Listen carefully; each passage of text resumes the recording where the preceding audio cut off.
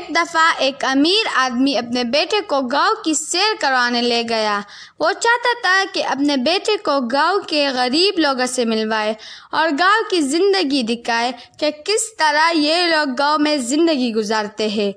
وہ اپنے بیٹے کو لے کر گاؤں کی غریب فیملی کے گھر لے گیا، جنہوں نے اپنے کھیتوں میں چھوٹا سا گھر بنایا تھا اور جو سارا دن کھیتوں میں کام بھی کرتے تھے،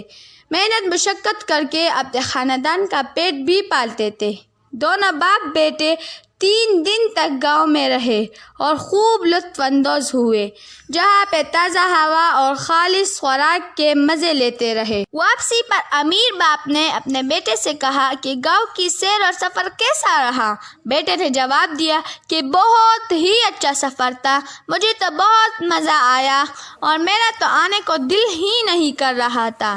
یہاں کی تازہ ہوا اور سبزہ اور خوبصورت مناظر جو میرے دل کو تسکین پہنچا رہے تھے، اور خاص کر گاؤں کے لوگ بہت ہی محنت کش ہیں۔ باپ نے بیٹے سے پوچھا کہ تم نے اس سے کیا سیکھا؟ بیٹے نے معصومیت سے جواب دیا کہ ہمارا ایک کتا ہے جبکہ ان کے پاس 4 کتے ہیں، ہمارے پاس تالاب ہے جبکہ ان کے پاس پورا دریا ہے، ہم بازار سے خوراک خریدتے ہیں جبکہ ان کے پاس بڑے بڑے کھیت ہیں جس میں یہ پھل اور سبزی خود اگاتے ہیں اور جتنی مرضی ہو استعمال کرتے ہیں، نہ ان کے پیسے خرچ ہوتے ہیں اور نہ ہی ان سے کوئی حساب کرتا ہے اور چیز تازہ ملتی ہے۔ ہمارے پاس بجلی ہے جن سے ہم اپنے گھر میں روشنی کرتے ہیں اور ماہانہ بجلی کا بل بھی دینا پڑتا ہے، اور لوڈ شیڈنگ بھی ہوتی ہے جس کی وجہ سے زندگی گزارنا مشکل ہو جاتا ہے،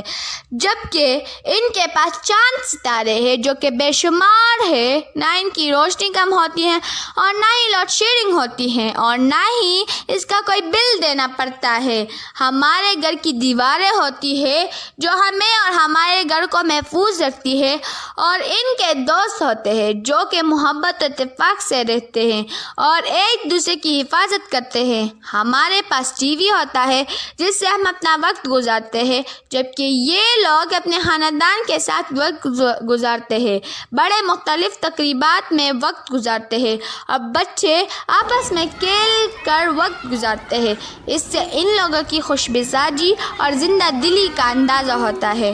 ہم میں سے چند لوگ دنیا کو ہی اپنا سب کچھ سمجھتے ہیں، جو کہ ہماری بھول ہے، کیونکہ یہ دنیا تو فانی ہے، ایک دن ختم ہو جائے گی، جبکہ گاؤں کے بیشتر لوگوں کا بھروسہ اللہ پر مضبوط ہوتا ہے، وہ زیادہ تر ٹائم اللہ کی عبادت اور خوشنودی میں گزارتے ہیں۔